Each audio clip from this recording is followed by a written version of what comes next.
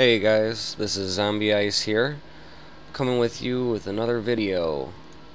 And I had a recent subscriber who is asking about the Origin EON-15X, and he has a budget of $2,600. He basically wants to know if this is a good laptop and if it's the right thing for him. Well, I've checked out a couple reviews on this laptop, and I would like to personally review it, but I personally don't have the money to go out and just buy this laptop on the spot and start looking at it and everything. But from what I can see and all the diagnosis that they have on this computer and other reviews that I've looked at, it seems like an overall very good computer. I mean, there isn't really too much bad things I can say about it. It's a very good laptop. I mean, it's great for somebody that is going to be doing a lot of travel, if you're in college and you still want to do your gaming, and there's just tons and tons of options on this. And I just couldn't believe how much performance that they actually got out of this laptop. Now, some of you guys might say, oh, desktops are way better, blah, blah, blah. Well, to be honest with you, this is just as good as a laptop, and it's got a lot of stuff in it. But me personally, if I were to be spending this kind of money on this kind of a device, I would get all of the top of the line products, but on some of the other things like, say, the hard drive and the SSD and stuff like that, I would go on the more low end of those products so that you could actually get the price dropped on it. I would definitely go for the higher end CPU that's on here, and I would also go for the 4K resolution on this. Because, I mean, honestly, if you're going to spend this kind of money, you might as well go for the 4K. And you might as well go for the highest graphics card that you can get, and you might as well go for the highest processor that you can get, which on here is, of course, the Intel iCore 7 6700K quad-core 4 GHz, and a boost of 4.2. But honestly, after looking at this, I don't think you would even need to overclock these. The processor alone on its own on the base clocks is actually very good.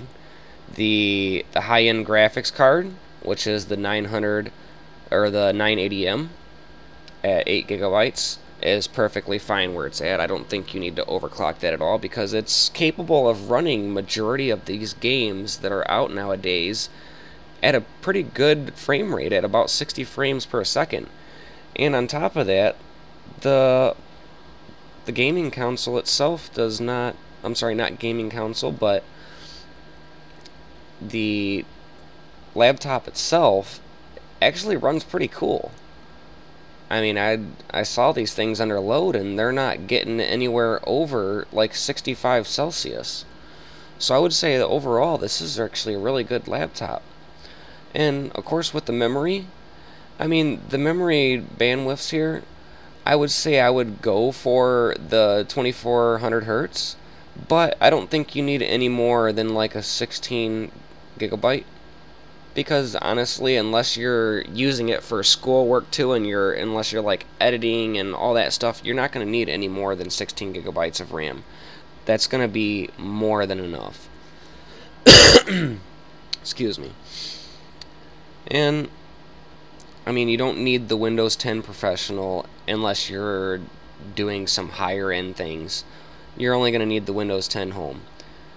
And like I was telling you about the SSD drive, honestly, I would go toward the lower end of them and not go for the high end because it's going to drop the price of it. You can still get a lot of high end products and then still pick some of the things that are lower end to help drop that price to make it more affordable for you.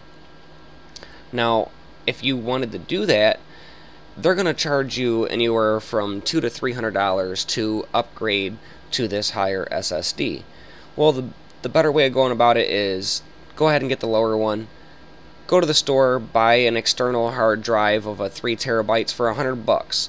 You can go to my favorite store at Micro Center, and they have a 3 terabyte Barracuda 7200 RPM drive, and it's only $100 for 3 terabytes. I mean, that'll save you a lot of money there. And I would say overall, just go for it, man. I mean, unless you're not planning on traveling around with this PC, then I would buy a desktop PC. This is more for someone that's in college that travels a lot and that still wants to be able to game on the go. But yeah, this is my little review on the Origin EON-15X. Thanks for watching. Hit that like button, let me know what you guys think.